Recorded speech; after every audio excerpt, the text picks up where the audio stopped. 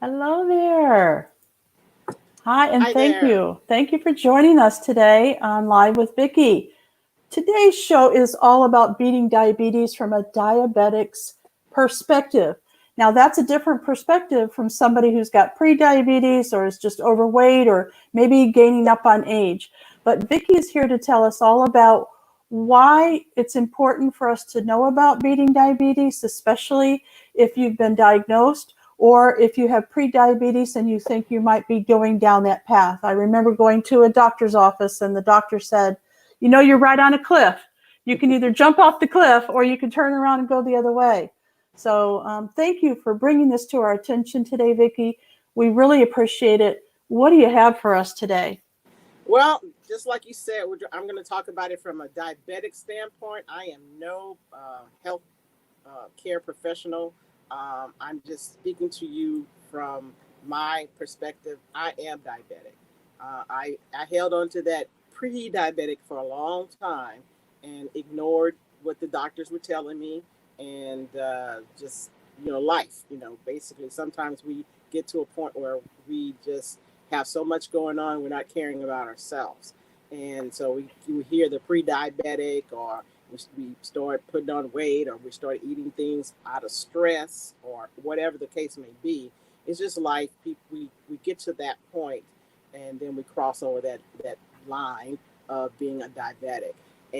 But it is a very serious disease, and that anyone who is close to being diabetic, I suggest that you really pay attention to what your doctors are telling you to do, so you do not cross over that line. Because once you cross over that line of being diabetic, it's like you're tagged with being a diabetic. Seems like for the rest of your life. At least that's how I was feeling. I was like, it's not a, it's just it's no matter what you think that you're doing to, um, you know, get yourself out of that until you actually follow healthcare providers, healthcare professionals, I should say, um, advice on how to beat it. Um, it's not going to happen. Okay, it's just not going to happen. You really, really need to stay focused on the things that you need to do to beat diabetes. Now, it is curable. Some people, feel as though once you become diabetic, then it's a life sentence, but it's not. If you're a type 2 diabetic, you can beat it, but you have to be very due diligent, um, and focus on your health and beating diabetes. You just Now, can't. you said diabetes part two. Is there a part one and Type a 2, part type three 2. and a part four and a Type 2. I'm sorry, I forgot. Let me No, you let said part two, but I'm Yeah. wondering, is there a part one and a part four and a No, it's not a part. It's type. It's a type of diabetes. There are two types of diabetes. There's Oh, type 1, which most people who are type 1 are born with it. It's something that's in your okay. genetic disposition, that you were born with it. Something with because diabetes is all based on your blood sugar level in your kidneys, and how your kidneys are, um, metabolizing food and sugar and toxins. Okay, so, but it basically is like I said, is curable. Type 2 diabetes. Most people with type 2 diabetes become type 2 diabetes based on what you eat. That's the bottom line, you know. Okay, So all it's right. it's all about what you eat, and how your body can metabolize the food that you're eating.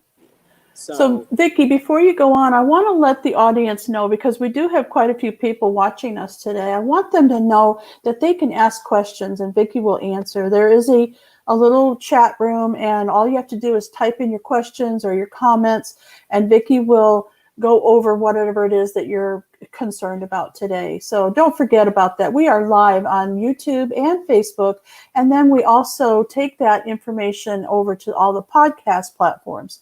So every single Tuesday at 1 o'clock Central Time, you can meet us here live and ask questions and converse. And Vickie will take your questions after the show if you don't want to come on live. But I think a lot of people want to talk to you. right here where you are and get their answers right away. So we are available for the comments. Please feel free to do that. All right. So Vickie, you said you're not a doctor and you're not giving us medical advice. You're giving us your opinion because you have diabetes and you're trying to save us like someone saved you. Yes. There and you go. this is a passion for me now, to basically pass on any information that I have on my journey. So I'll basically be checking in and letting everybody know how I'm doing on my journey of beating diabetes. I went in, had my lab report last week, and good news that my blood sugar, my that what is it, A1C number was lower than it's been since I became a diabetic. If I was not a diabetic, I would be considered pre-diabetic based on my numbers that came back.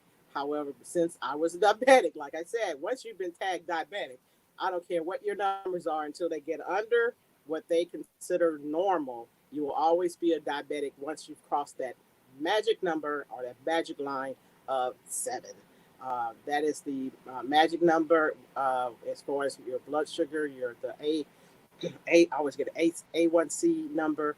Once your number is 7, you're tagged with being a diabetic, and until you get that number down in the normal zone, which is 4.5 to 5.8, that is normal for the A1C number. How does one know they have diabetes? Is there like any symptoms that we could look out for?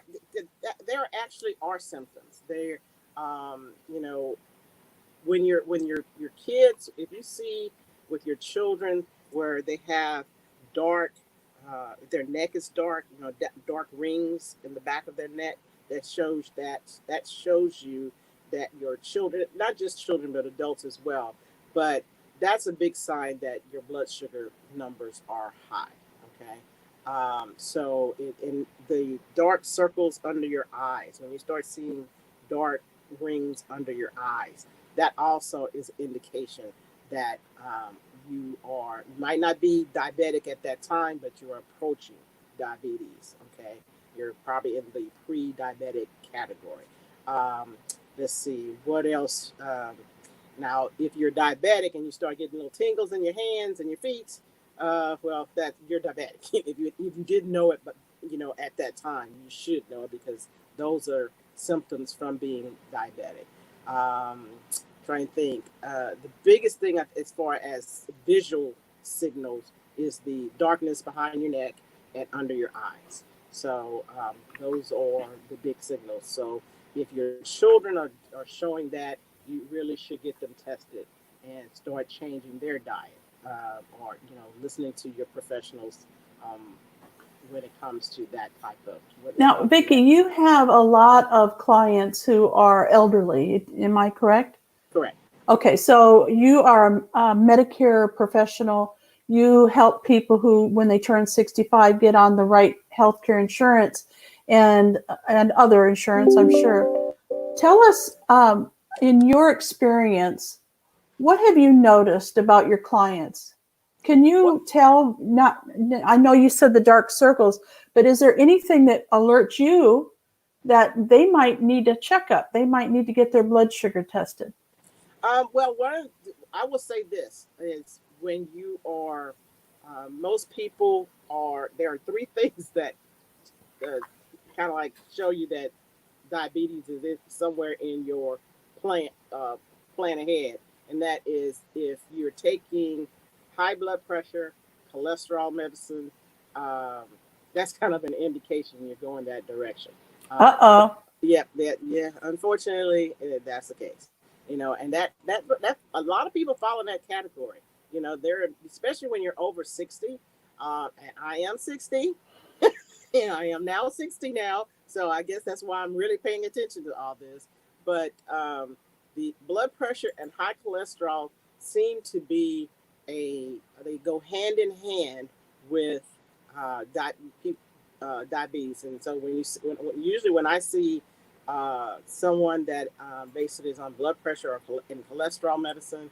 I'm looking for the next medicine that is the diabetic medicine. Oh no, that's They just bad. Okay. yeah, it tends to be the case. Not always, but that just tends to be the case. Okay, since So we're talking in your perspective now, I'm going to ask you a few questions that might help all of us, okay?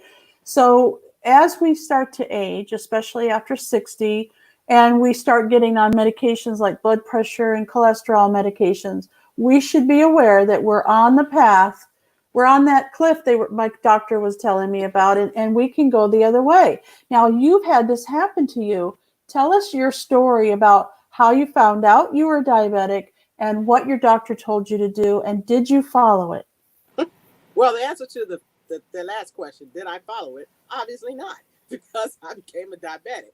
And so, but uh, I actually did not have a high blood pressure, but I did have high cholesterol, and I was gaining weight.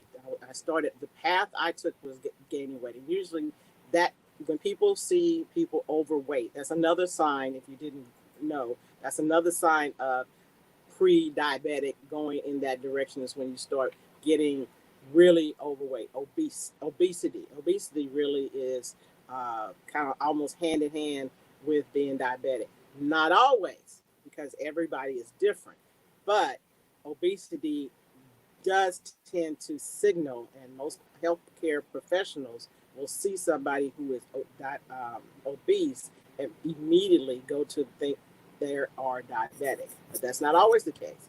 However, when you start gaining weight, you start getting into that obesity category, when your cholesterol levels are high, and your blood, and then of course the blood sugar is high, it's an indication that diabetes is And that's what happened to you. and that's what happened to me.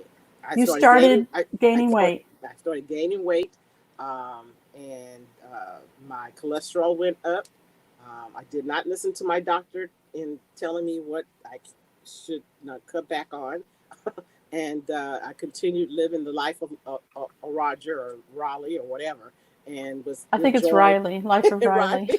Okay, the life of Riley, and was enjoying myself, and then and enjoying myself. Well, also I had a lot of stress. I took care of my mom for a long time, so I was taking care of her and not taking care of myself. But that was my path. That was my path. That's not always everyone else's path.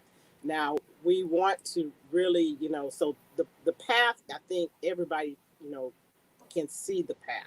Gaining weight, um, eating the wrong things, not exercising, because exercise has a lot to do with it too. Not getting your heart rate up to a certain point on a daily basis. So cardio is a part of it. But just living a healthier lifestyle. And that means really paying, once you get to a certain age, you really need to pay attention to what you're eating, what you're drinking. Okay. Um, I am on a regimen, to beat diabetes. Okay. And my regimen is putting in more green or vitamin A and K food, cutting out the, I guess, meat types of food. Okay. I feel like my doctor took meat away from me. Okay. Period. So Now let's back up a little bit, because I think you skipped over a little bit. You said you went in and you found out that you had high cholesterol. Okay. cholesterol. And your doctor told you that you were gaining weight and that you needed to start doing some other things, and you didn't listen. Right. And then what happened? I became diabetic. How did you know you became diabetic? Oh, okay. Well, actually, there's a test. I mean, they really, when you go in and get a physical, when you go in to see your doctor, if you're doing it on a semi-regular basis, your doctor should diagnose you and basically have some um, predetermined tests that they want you to take to verify that you're diabetic or not. And that's what they did with you. They verified that your numbers indicated that you were now diabetic. Yes, correct. Okay. Now did you listen to your doctor? Did I listen to my doctor? Now did you listen? No, I did not. Oh, See? I was in total denial. You're like, those numbers are wrong. I don't have diabetes. I was in total denial, and or I would say I didn't pay attention to. I had other things going on in my life, and I really didn't, take the warning signs. So I let it go too long. I've been diabetic now for 10 years, and 10 years is just, that should have never happened if I really listened to the healthcare professionals in, because they gave me all the advice. They gave me all the tools. They gave me everything that I should have done to move forward to fix this problem. Because my doctor, when I was first diagnosed with being diabetic, they said, you can reverse this. They told me, you can reverse this. You just have to basically follow these directions. Follow a regimen of healthier eating, exercise, period. So, but now I'm really taking it, I'm taking it to heart and taking it serious and moving forward in that direction. So I want to be a walking testimonial for people, in that it is beatable. And there is just a process that you have to go through. Now, the number one thing you need to do, you have to, if you really want to beat being a diabetic, you have to actually do your due diligence. You have to be serious about it and make a commitment to do it. Listen to your healthcare professionals. If you have to get a nutritionist, do so. Listen to them, and follow find a good nutritionist. Not all of them are, on that level, but find a good nutrition that really focuses on beating diabetes. Okay, because everyone, I think, has. As I have gone to nutritionists before, I tried to follow my doctor's orders and seeing a nutritionist and things like that, and I just didn't, go all 100% in. And You were bucking the system. I was bucking the system. I was bucking it. I was like rodeo Vickie. I was bucking the system. I was That's like, funny, no, I don't. Rodeo Vickie. I That's don't want to funny. deal with this. That's funny. I really didn't want to deal with it. It was one of those things that you hear and you just, at least for me, it was denial, total denial. Even though I had all the indications, all the signs, everyone telling me this, and I finally, it was one of those, like, light bulb went off. I'll tell you the light bulb moment for me in last year. It was in October, well, yeah, October, November of last year. It's when my hands started getting tingling in my fingers, and my hand started trembling, and it started going up my arm, and I was like, I don't know what this is, but I'm pretty sure it has to do with my blood sugar, because one of the things I have, I would talk to other people who were diabetic, and they would tell me all my clients would tell me some of the things they were going through when they, being diabetic, and I went, oh, this sounds like something familiar with one of my I clients. better do something I about better this do now. something about it, Yeah. I do not want to go down that path. And Right.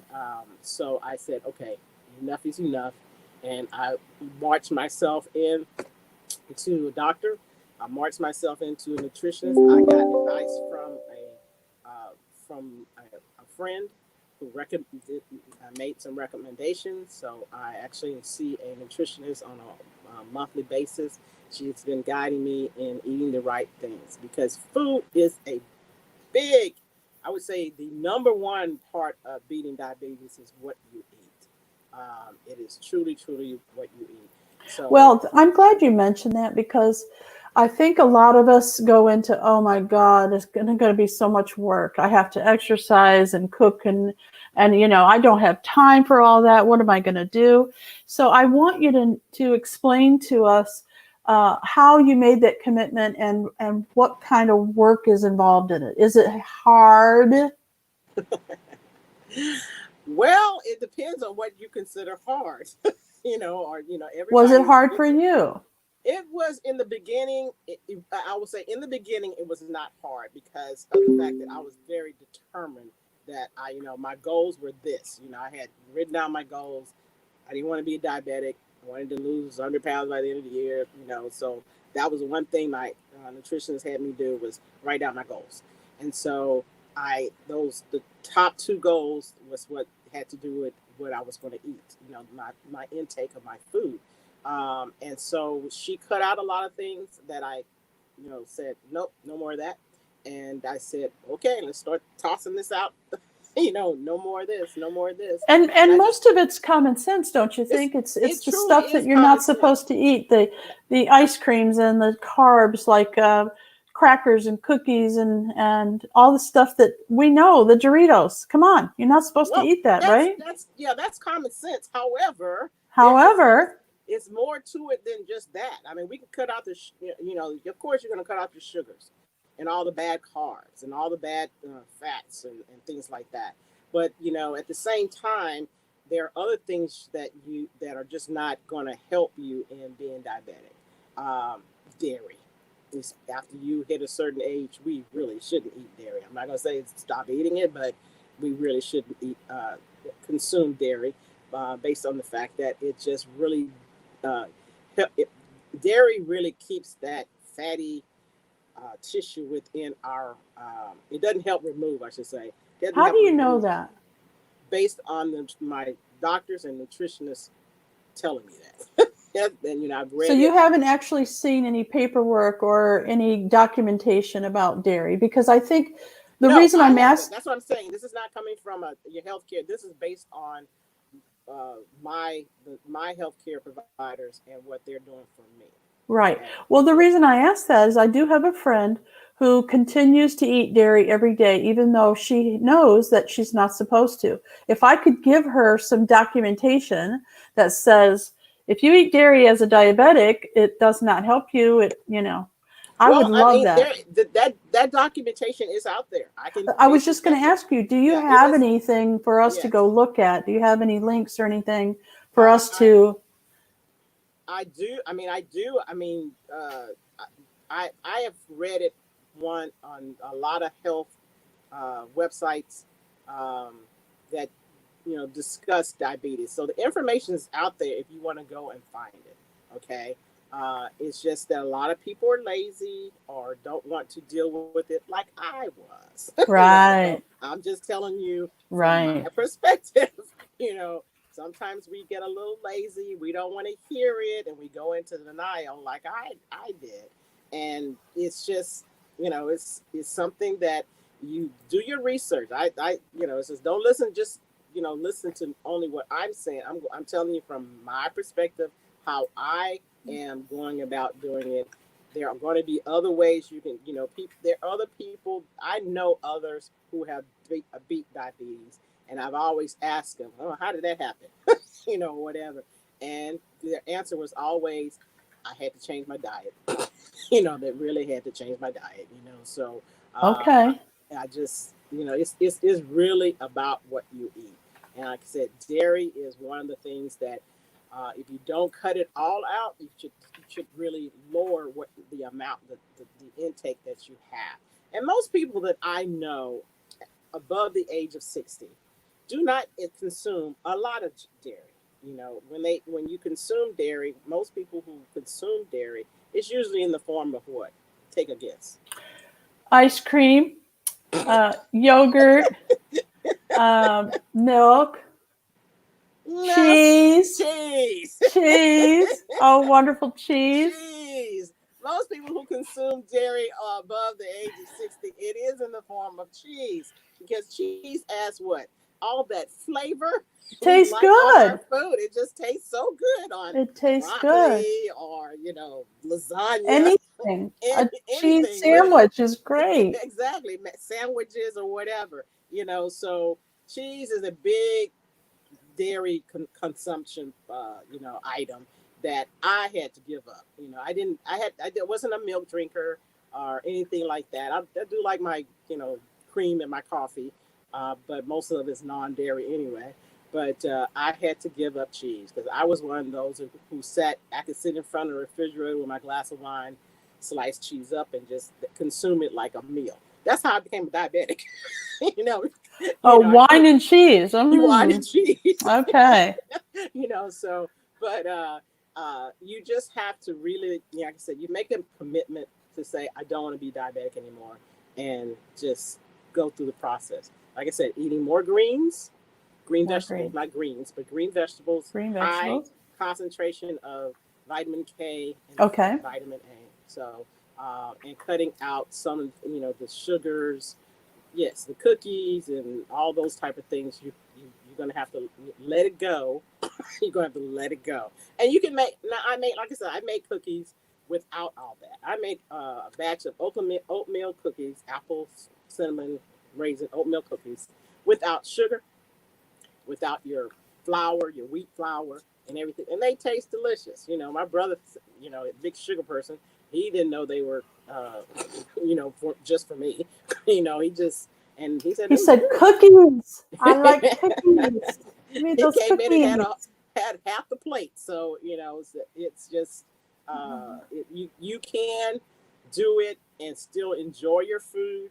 You just have to it's going to take a little work to figure out how to make substitutions, because in that category of dairy is butter, so you have to figure out, how can I replace butter, in cooking and things like that. But it's possible. I mean, I did grilled um, portobello mushrooms. It was this unbelievable recipe, and to top it off, you had to roll it in breadcrumbs and goat cheese. I went goat cheese, So, but what did I substitute with? Avocado. So you just have to learn different ways to go about, and there are a lot of avenues and that you can find to find healthy recipes, and then just the process of learning that you can substitute the things that you shouldn't eat with things that you can. And that was kind of my dilemma in the very beginning, was learning how to substitute food that I cannot have for the things that I can, and still continue to have the flavor and the taste, because I like to eat. I think most people do like to eat. I like flavored foods and things like that, and I have survived without having to sacrifice too much. I do like my wine, but I had to give that up too. So we give up if you really are committed to doing the things to move forward in meeting your goals. You'll do it. Now, being non-diabetic is one of them. You have to make the commitment to basically give it up. Give up the things that you're not supposed to eat, and your lifestyle is going to change a little bit, but it doesn't have to. It's not going to ruin your life. You're not going to be. Well, I was Ruined just going to necessarily. ask you about that. So you have switched over from this way of living to this way of living. Doesn't mean you have to stop living. It Correct. just means it's going to be a little different. Going to be a And little different. are you happier? Are you sadder? I mean, has it changed I'm your I'm okay. I'll be honest with you. I'm happier. I see? feel better. See? I've lost 30 pounds since I started this journey. I probably could have lost more, but I cheated. I cheated a little bit during the quarantine months. So I was like, okay, I had to like regroup. Yes, I was consuming the things I wasn't supposed to be consuming, and but then I got over it. I had to make an emergency call to my nutritionist. I'm having a problem here, you know. And she said, start talking to yourself. That's what she told me. Just talk to yourself. Just remind yourself of what your goals are. Well, Vickie, I would really appreciate you coming on today and sharing this information. 30 minutes goes by very fast. Yes, it does. You gave us a lot to go by, and you gave us hope that it's not going to ruin our lives. That just because we have to change how we look at life and maybe make some changes as far as replacement foods and drinks. Okay, so I want you to know, if you're watching this or listening to this, that Vickie is not only a Medicare specialist and an insurance agent licensed in the state of Texas and someplace else. New New Mexico, Mexico, there you go. Tennessee, Georgia, California. She can talk to you on the phone and help you, guide you through. If you're concerned about diabetes, she can also help you with that. So please give her a call at 281-849-8373, or she does take cell phone calls. She'll answer your text at 713-444-3269. And remember, she's always available every Tuesday at 1 o'clock to answer your questions live right here on the show. Thanks again, Vickie. Do you have any last words for everyone? Well, yes, if you do really need, or want some, I guess, advice on anything that Mary has mentioned, I have the Facebook group. You can always basically write in a question or anything like that on Facebook group, and my Facebook business page, Star Forward Solutions. So those two are avenues that you can also, make a request or ask a question or try to get in contact with me. Fantastic. Thank you. And we'll be back again next week. Until then, you have a fantastic day and stay healthy. Stay healthy, guys. Bye for now. Bye-bye.